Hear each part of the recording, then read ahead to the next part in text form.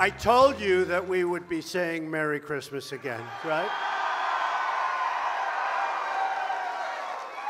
And it's great to be back in Missouri, a sign of a lot of good things because you're doing really well. And I want to thank Governor Greitens and Attorney General Hawley, who, by the way, Josh, where's Josh? Josh, our next senator, where is he? He's going to be a great senator. And he wants to see a major tax cut. I think I can speak for him, right? And your current senator does not want to see a tax cut. That's not good. That's not good. He wants your taxes to go up. Secretary Mnuchin, who's doing such a fantastic job. Thank you. And Linda McMahon, everybody knows, administrator, small business, became a big business under Linda. She's helping a lot of people. Thank you very much, Linda. I especially want to thank Missouri's incredible congressional delegation, Sam Graves. Where's Sam? You all here? Yeah.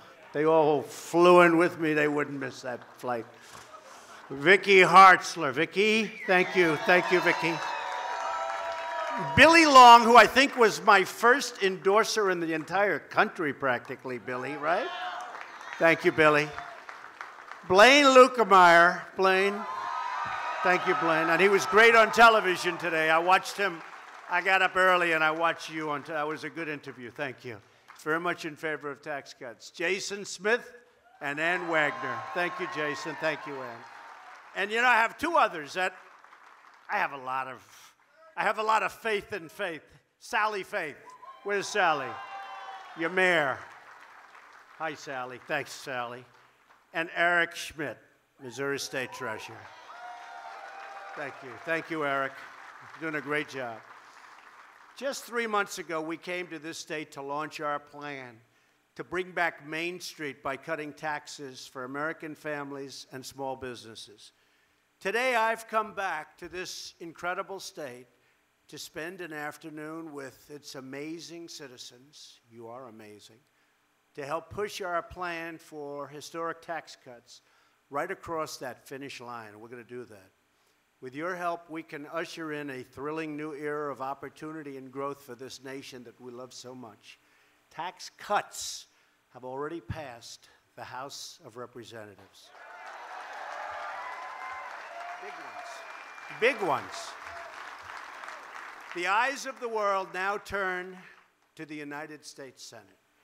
A successful vote in the Senate this week will bring us one giant step closer to delivering an incredible victory for the American people.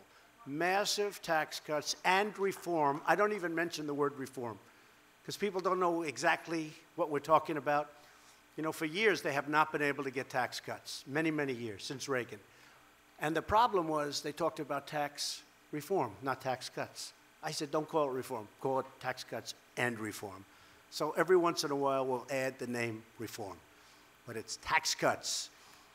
We cannot sit, right? That's the governor agrees. We cannot sit idly by and watch ourselves losing in competition to other countries as they continue to take away our jobs because their tax codes are more competitive and less burdensome than ours. That's why we must cut our taxes, reduce economic burdens, and restore America's competitive edge. We're going to do that, too, and it's already happening. Look what's happening with our markets. People get it.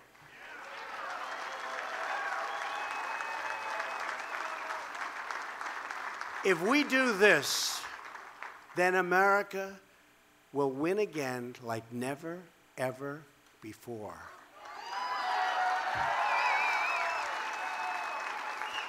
A vote to cut taxes is a vote to put America first again. We want to do that. We want to put America first again. It's time to take care of our workers, to protect our communities, and to rebuild our great country. You know, we've spent almost $7 trillion in the Middle East over the last 16 years. $7 trillion. Now, I'm taking care of it. We're doing numbers like ISIS has never seen before. We're wiping them out. Terrorists, they're bad. And all of that. But we've spent almost $7 trillion. We could have rebuilt our country 4 times over. And we're going to start spending here. We're going to start spending here. And with that being said, we're going to protect our country, whether it's North Korea or any, but we're going to protect our country like never before. We're going to build up our military and make our product here and make our planes and our boats and our everything here. But we're going to build up our military.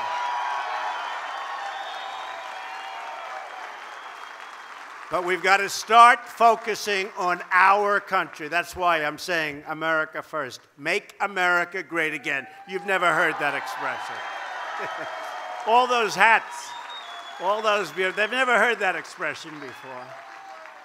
Now, that was a good expression, and it's a true expression. It's already happening and long ahead of schedule. In fact, today, some numbers came out that people haven't seen in many, many years. This beautiful city of St. Charles is the perfect place to deliver the message that I want to deliver. It's the place where America's past and future come to life on its historic brick-lined Main Street. Nice street. Do you agree?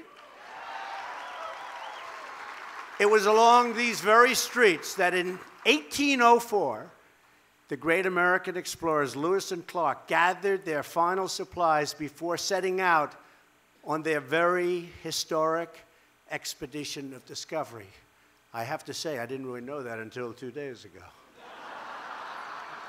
See, now the world is watching. Look at all the fake news back there.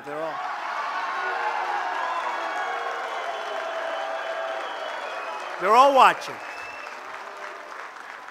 Today, more than 2 centuries later, a new generation of American pioneers begins its own adventure, gathering inside the startups and the storefronts of main streets across the country, blazing new trails into totally uncharted territory of business and technology, and once again, leading our nation into a future of limitless potential. It's what we have in this country. We have the greatest people. It's the greatest country. I love this country so much. Our country was not treated properly for a long time. We're treating it properly. We're treating it with love and with this. We got to treat it with this. And today, just as it's always been, Main Street is the heart of our economy, the soul of our community, and the birthplace of American dreams. But over the years, crippling taxes, massive regulation, and totally disastrous trade deals. Oh, the trade deals. Oh, I get a headache thinking about who made these deals. One after another. WTO, NAFTA, the wonderful deal with South Korea. Remember they said it's going to produce 200,000 jobs? And it did for South Korea. Didn't produce, we lost 200,000 jobs. It turned some of our businesses' main streets into empty ghost towns. You see what's happened. Now we have a once-in-a-lifetime opportunity to restore American prosperity and reclaim America's great destiny. We've already made tremendous progress, far greater than I would have thought. I will tell you this in a non-braggadocious way. There has never been a 10-month president that has accomplished what we have accomplished. That I can tell you. That I can tell you.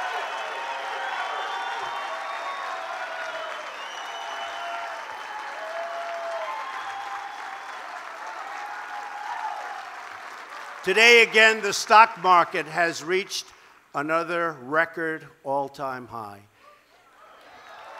The unemployment rate nationwide is the lowest it's been in 17 years. And 13 states this year have seen unemployment drop to the lowest levels in the history of their state. And I hate to tell you, but Missouri happens to be one of them. We've created nearly 2 million jobs. 2 million jobs. Think of that. We used to lose millions. Now we've created 2 million jobs since I won the election. And I want to say since you won the election. I didn't win the election. You won the election. And we will create countless more if we can sustain the 3% growth rate we have achieved for the past 2 quarters. But we're going to do much better than that. Remember, I used to say we can hit 4 and we can hit 3, and they were all saying, forget it, forget it. It was 1.2. It was doing terribly. We were flat. We were even. In all fairness, the stock market was going this way. And now we're hitting numbers that nobody thought possible, certainly not in this time. And the numbers going up are going to be much better than anybody anticipates. In fact, they're going to say that Trump is the opposite of an exaggerator, the exact opposite. They're going to start saying, Governor, that he ought to be a little bit more optimistic because his predictions were low. Can you believe it? You know, a year and a half ago, they were saying, oh, he can't do that. Now they're saying, that was quick. But by the way, the Commerce Department announced this morning that our GDP, that's the big one, in the 3rd quarter grew even faster than they reported previously. They made a mistake. They were too low. They had it at 3%. By the way, 3%. Did you ever think you'd hear that in less than a year?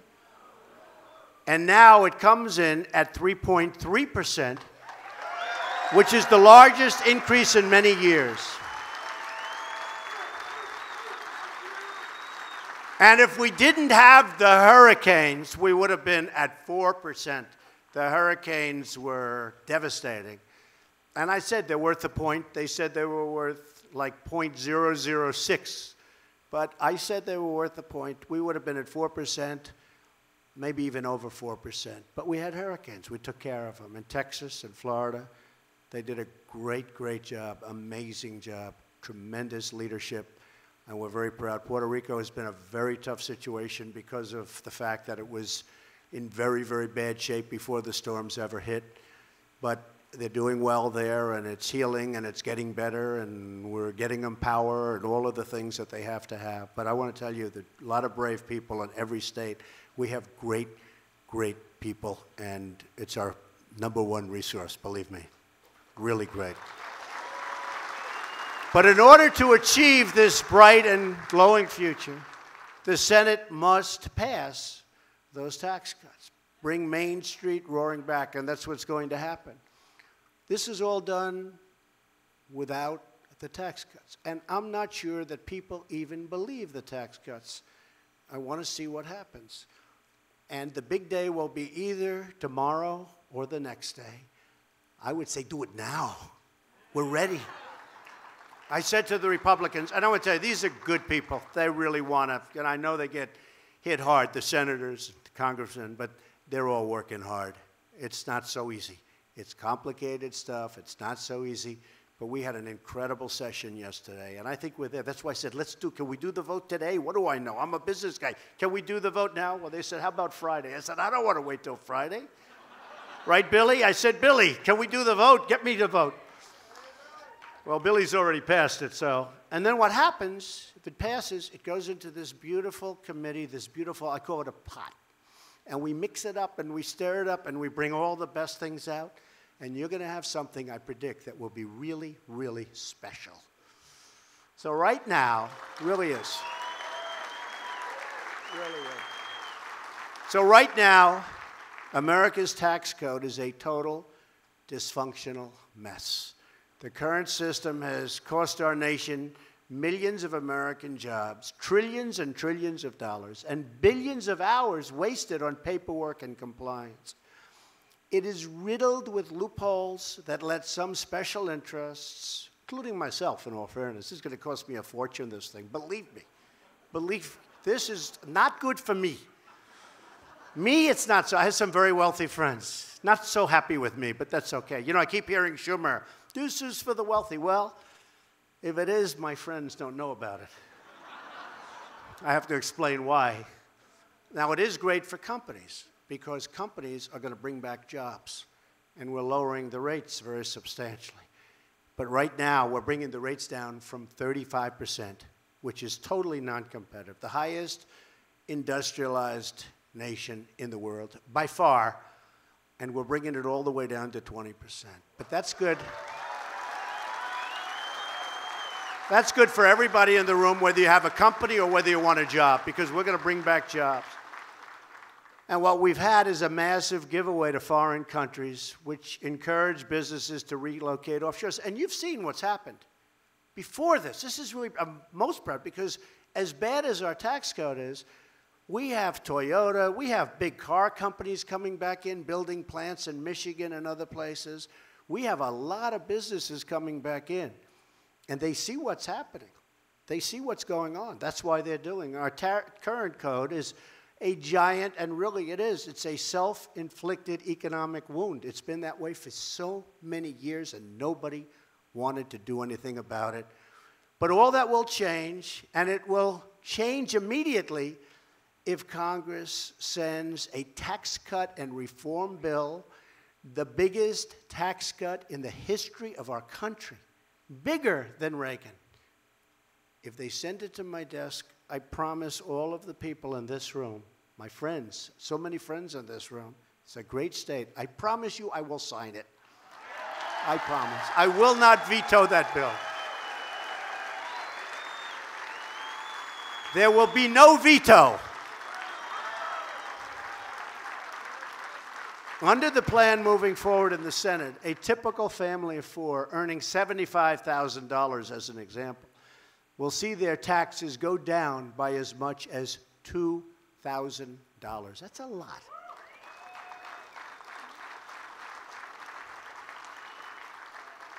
Now, we're doing that not just to help people. We're doing that because it helps our country. You're going to take that $2,000, and maybe you'll save some, and you're going to spend some.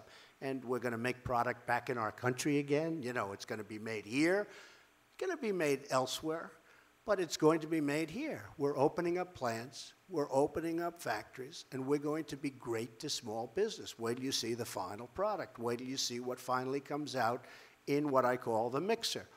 The beating heart of our plan is a tax cut for working families. That's what it is. We're going to make sure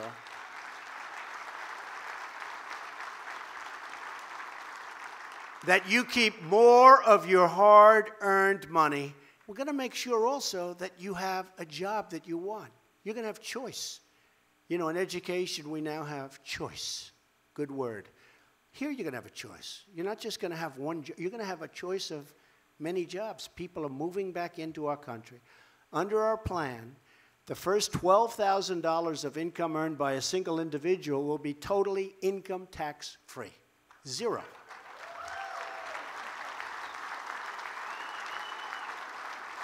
And a married couple won't pay one dime of income tax on their first $24,000 of income. Zero.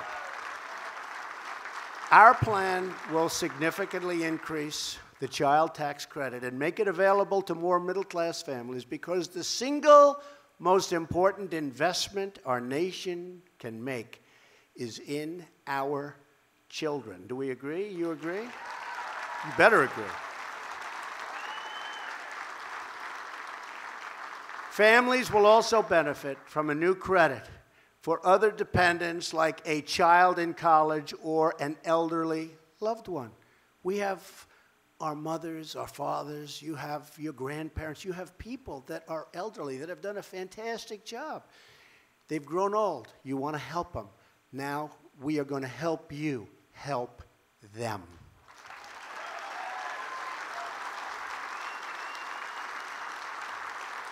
We're also going to eliminate tax breaks and complex loopholes taken advantage of by the wealthy. Who are they? I don't know.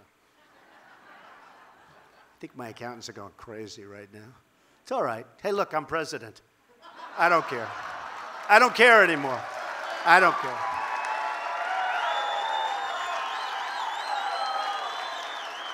Some of my wealthy friends care. Me, I don't care. This is a higher calling. Do we agree? As Hillary said, what difference does it make? It made a difference. It made a big difference. Made a big, big difference. We want a tax code that is simple and fair, and that's for all Americans. The plan that senators will be voting on this week, hopefully as soon as possible, closes the loopholes that corporations use to shift their profits to tax havens, and it eliminates deductions for CEO salaries over $1 million. You see what some of these people are making. A little ridiculous.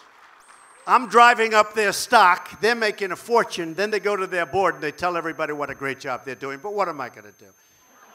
And many of them, honestly, I don't like. Oh, some of these bankers, I don't like them, and they're making a fortune. And it's one of those things. Steve knows a couple of them that I'm talking about, doesn't he? They're saying what a great job they do. Right now, anybody could do their job because we're making it easy for them. Because we're giving them a great and strong economy. And because we've cut regulations more than any president in the history of this country by far, and that's for full terms, that's not for 10 months. And it allows builders to build, and it allows farmers to farm. You know what I've done for farmers? Where if you had a little puddle in the middle of your field, you go to jail if you touch it, right? You know what I'm talking about. Not anymore. Not anymore. Not anymore. And it allows bankers to lend. It allows bankers to lend again. So many people came up to me and they said, we had a 20-year relationship with a bank. We never had a default. We never had a bad loan. Now we go back to the bank and they say, we can't do business with you anymore because they don't qualify, even though they're better than the people that do qualify. It's incredible, but we're back to the strong days of our banks. And not the days of trouble. Pre that, we're back to the strong, where bankers can make loans and community bankers can make great loans to good people. You saw what happened recently where the certain agency or bureau that was causing so much trouble to lenders where they could not lend. They just couldn't lend. It was devastating. They were going out of business. Well, we're taking care of that. We've already taken care of a big part of it. And yesterday you saw we won the lawsuit. So that's going to be taken care of automatically. Got to get back to business. Our focus is on helping the folks who work in the mailrooms and the machine shops of America, the plumbers, the carpenters, the cops, the teachers, the truck drivers, the pipe fitters, the people that like me best. Actually, the rich people actually don't like me, which is sort of interesting, and that's fine. You know what? I like that trade. But really, the people that like me best are those people, the workers. They're the people I understand the best. Those are the people I grew up with. Those are the people I worked on construction sites with. All of the people who give their best each and every day to take care of their family and the country that they love. These are incredible people. They came out to vote for me. They came out to vote for us. People that worked hard, 2 jobs, 3 jobs, that hadn't voted in many years because they never had anybody they wanted to vote for. And they came out, I'll never forget, in Tennessee, a great congressman told me that early voting, said, I'll tell you what, we just went through 4 days of early voting.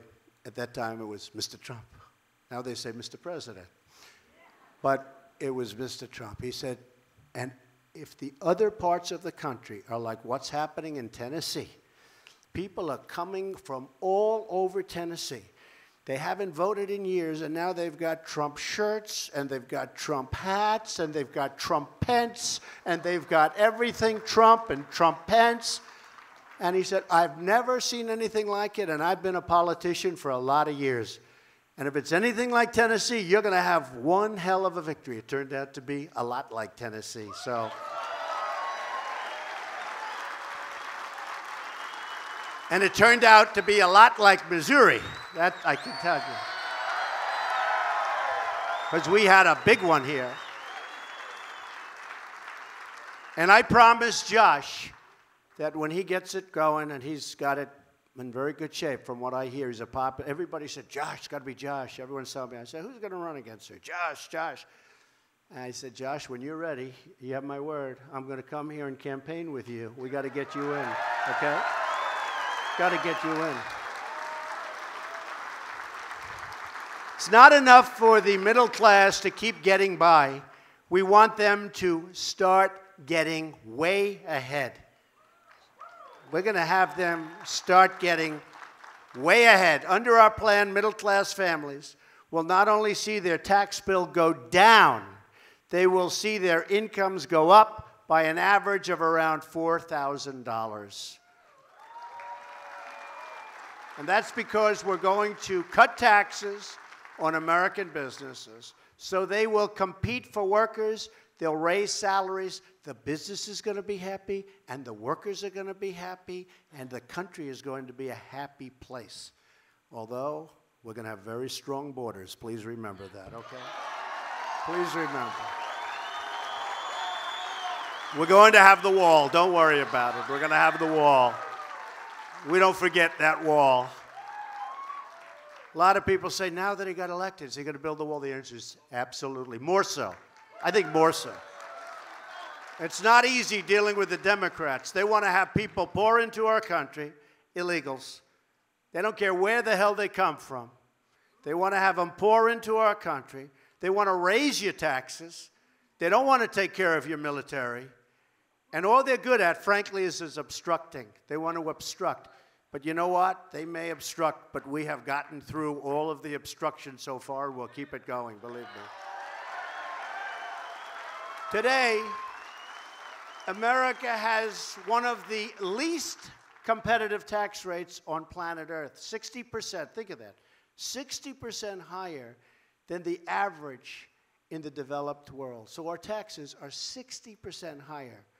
On my recent trip to Asia, every single one of the countries I visited, even those with communist governments, have slashed its corporate tax rates and slashed them dramatically. And it's very tough competition anyway. But when their taxes are a lot lower, it really makes it very tough. And that trip was a tremendous success. You know, we bought back $250 billion in contracts, and that's going to be over $1 trillion very soon. That's a good week and a half's work.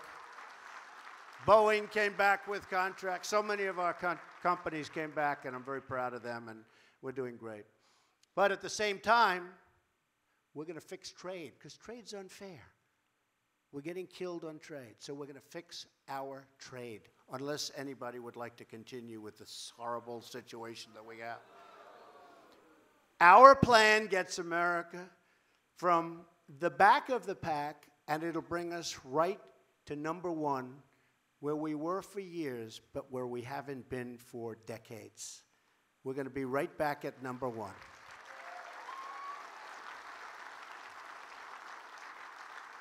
And we're going to work on trade, but we're also going to work on military. When we defend nations that are very wealthy, and we do it for almost nothing. I say, why are we defending them? We love them. I won't mention names, but there are a lot of them. We love them. They're wealthy. One of them has a cash flow that they say is unsustainable. It's so large. Think of that. How would you like to have an unsustainable cash flow? They don't know what to do with their money. And we defend them. It's going to change, folks. We're going to defend them. But they're going to treat us fairly. And they're going to pay for their defense. Does that make sense?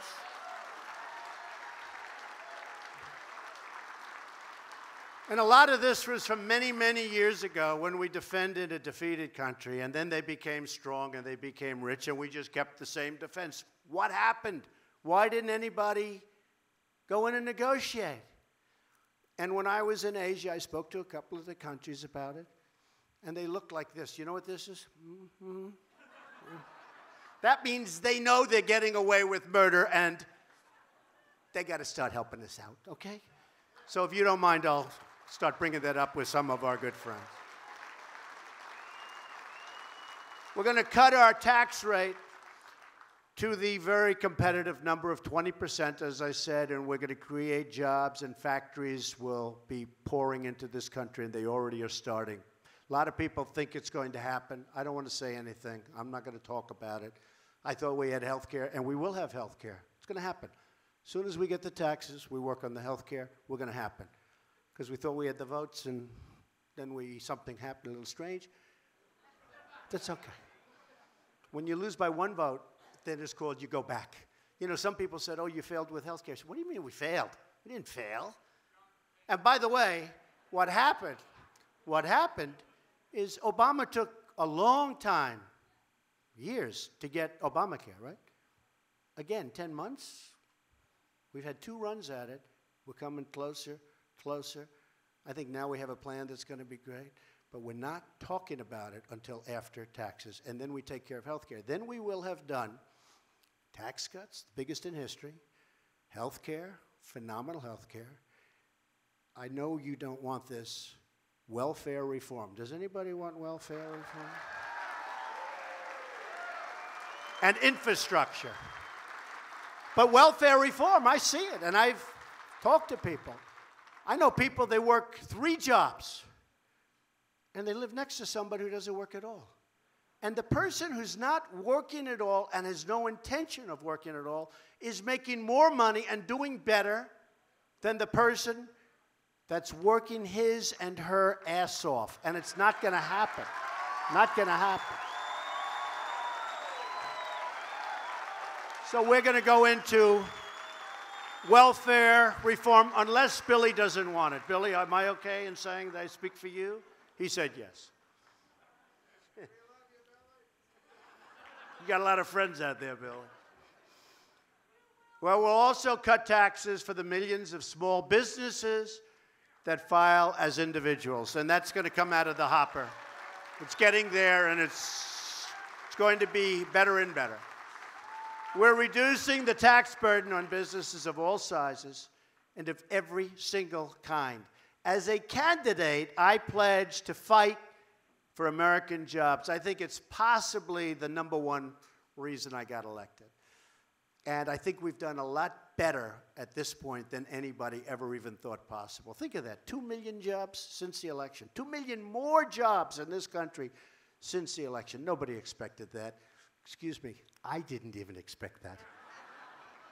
But, you know, you cut those regulations and you give people spirit and incentive. And when you have the highest ratings in terms of confidence that the country's had in many, many years, maybe ever, things happen.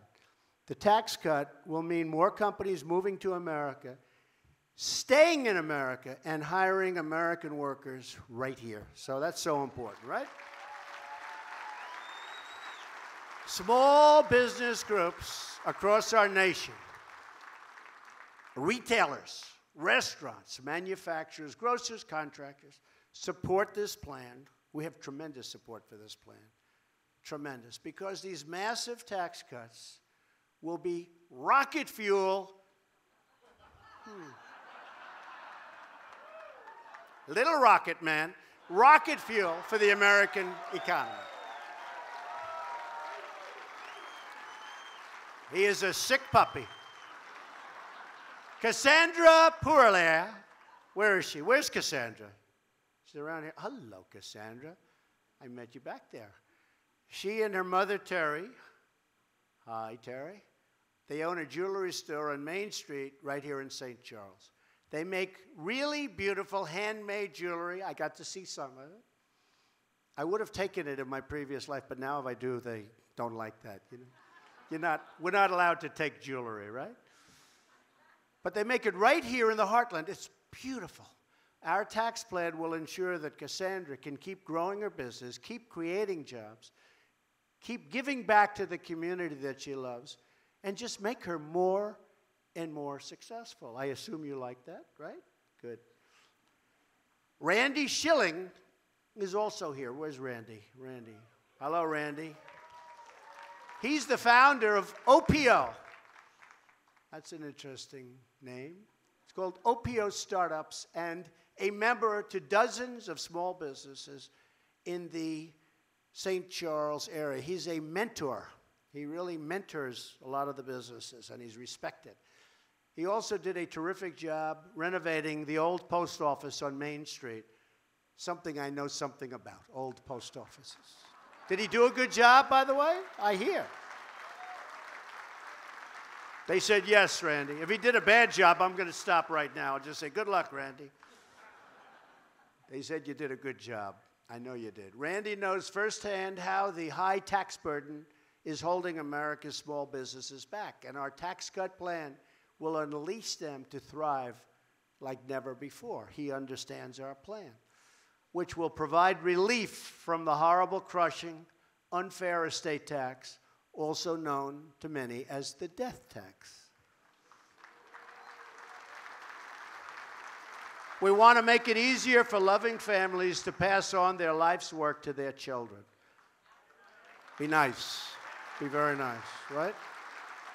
That's a tough one. The Democrats fight that one, I think, harder than any other thing that we're doing. They fight the death tax. They don't want it. They don't like it. They don't want it. It's one of those things. But that is one of the hardest things. I have to be honest. I see people right here. They're obviously very rich, and they love their children, right, in this group. They love their children. They're very rich. They want to pass on what they have without having to have the kids sell the property, mortgage up half of it. And but the biggest problem we have on that one, these Democrats are being brutal.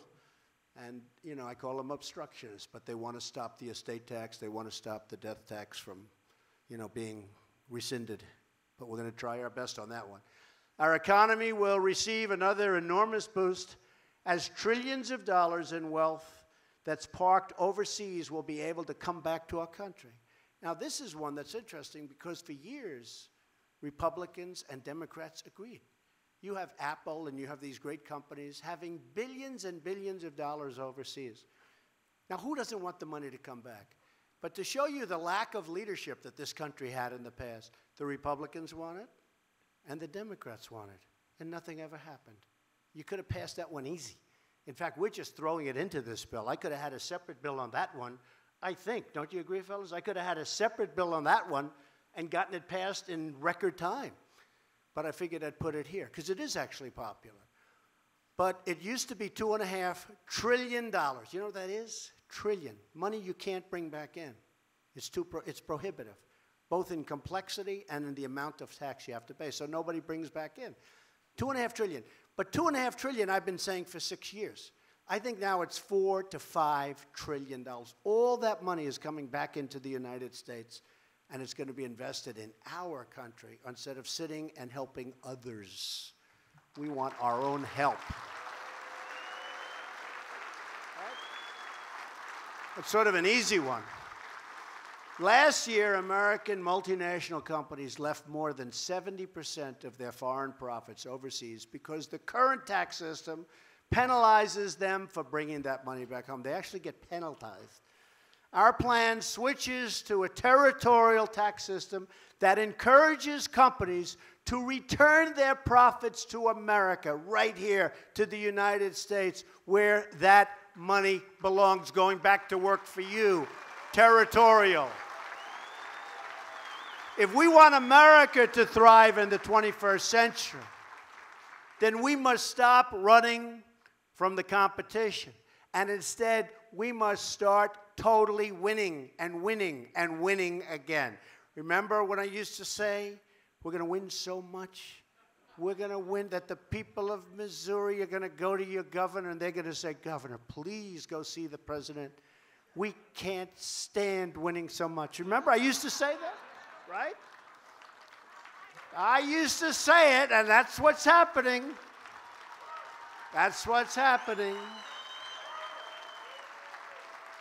And then the governor's going to come to that beautiful historic Oval Office. He's going to say to me, Mr. President, the people of Missouri cannot stand all this winning. They don't want to win so much. They love the old way, where they had lousy job numbers, lousy economic numbers, lousy. They loved it. Please, Mr. President, please not. And I'll say, Governor, I don't care what they say in Missouri. We're going to keep winning and winning and winning and winning. Remember? That's right. I used to say that. I had fun with that. But we are winning. We're winning again. We're winning a lot bigger than anyone ever thought possible for such a short period of time. For too long, our tax code has incentivized companies to leave our country in search of lower tax rates. That happens. Many, many companies, they're going to Ireland. They're going all over. They're going all over Asia. But they're stopping because they now want to take advantage of what's happening and what we're about to pass, hopefully. My administration rejects the offshoring model. In other words, let's build a factory in another country. Isn't that wonderful? That really helps us a lot. Fire everybody, and let's build the product, and let's send it in without tax back into the United States. That model doesn't work for me. It never worked, and it shouldn't have worked for any of our other past presidents, believe me. Our new model is the American model. Call it the Trump model, where we build it here. As much as possible, we build it here. Simply put, our tax plan is anti-offshoring and 100% worker, 100% pro-America. Under the American model, we're reducing burdens on our businesses as long as they do business in our country. Okay? They do business here. Now, we love Mexico. It's a wonderful place. But I don't like when our car companies move to Mexico, fire everybody, build the same car in Mexico, send it through our borders with no taxes, no nothing, and we buy the car. Same price. We buy the car. In the meantime, what do we get out of it? We get no tax, and we get unemployment all over. That's stopping. So now the plants are starting to move back. And now there's a price to pay when they do that little number on us. That's how we all succeed and we grow together as one team, one people, as one American family.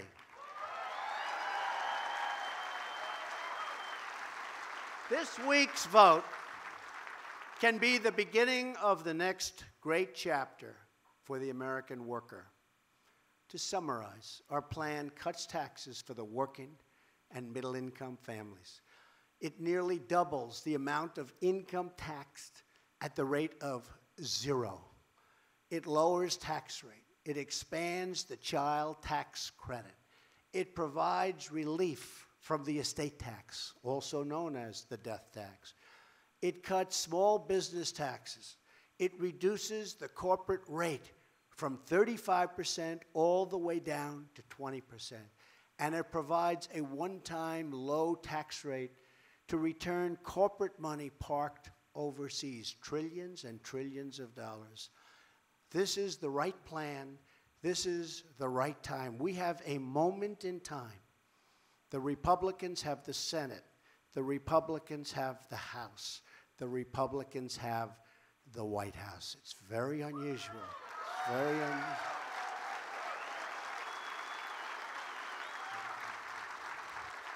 This is our chance to free our economy from our workers, from the terrible tax burdens. We have workers that are so burdened with taxes. We're freeing our workers from those terrible burdens.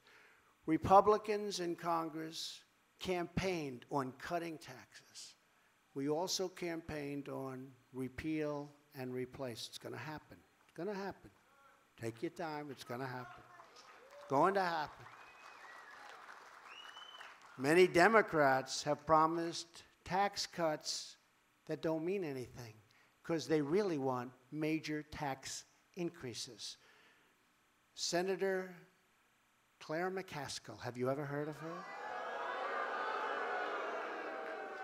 Is doing you a tremendous disservice. She wants your taxes to go up. She's weak on crime. She's weak on borders. She's weak on illegal immigration. And she's weak on the military. Other than that, I think she's doing a fantastic job. But now comes the moment of truth. In the coming days, the American people will learn which politicians are part of the swamp and which politicians want to drain the swamp. If you make your voices heard, and call up your congressmen, and they've been terrific, and call up your senators, and they have been totally terrific. Most of them have been incredible. They really are. They're really friends of mine. They've been incredible. But it doesn't take much. That's why we need more. We need to have a larger number. But most of them have been incredible. But call your senators, call your congressmen, because we have no choice. We have to act. We have to act as a country. This isn't good for the Republican Party. This is good for the country. And that's ultimately what it's all about.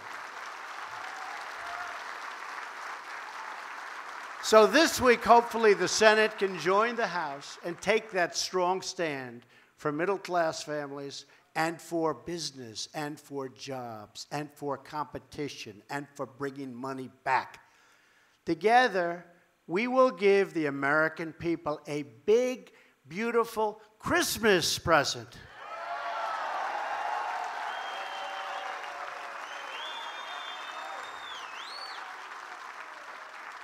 And remember, I was the one, when I was here last time, I said, we're going to have Christmas again. I was the one that said, you go to the department stores, and you see Happy New Year, and you see red, and you see snow, and you see all these things. You don't see Merry Christmas anymore. With Trump as your president, we are going to be celebrating Merry Christmas again, and it's going to be done with a big, beautiful tax cut. Thank you, everybody. God bless you. Thank you. Thank you, everybody. Thank you very much.